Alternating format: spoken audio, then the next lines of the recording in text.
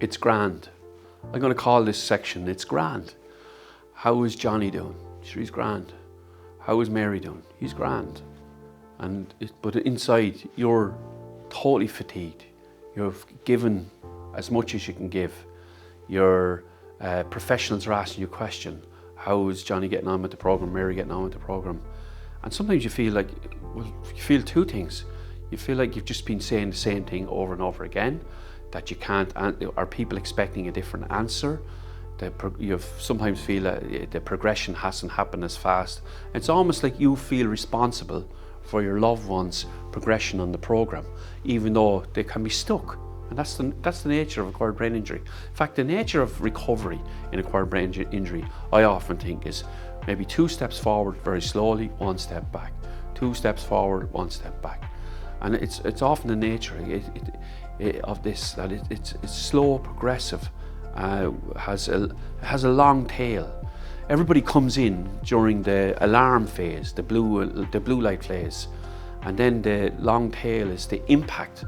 And as the longer it goes on, you're left more and more alone with this. And that's the nature of it. And we can have compassion fatigue. We can just be bloody tired of caring. So tired, so frustrated. And I'm just going to say it's okay to feel like that too. That we can't have all the answers. We don't wear we're not maybe trained professionals.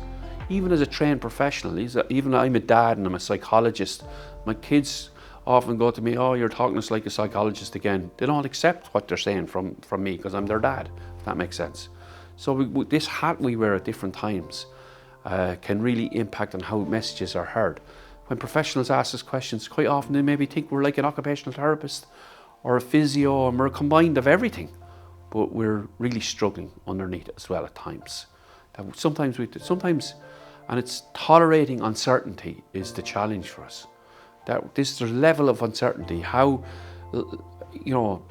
we live in the grey. I often think it's like surfing the grey. It's not black, it's not white, it's surfing the grey. It's the uncertainty. And that uncertainty can be stressful. No one's saying it's easy. And it can be, how do we cope with that uncertainty?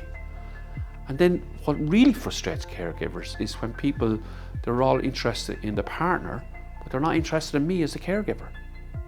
That's so frustrating. Well, I'm going to tell you, if people aren't interested in you, you've got to be interested in yourself.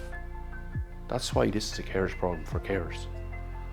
The person with the brain injury gets some resources. We know it's not enough. We know you're not getting enough.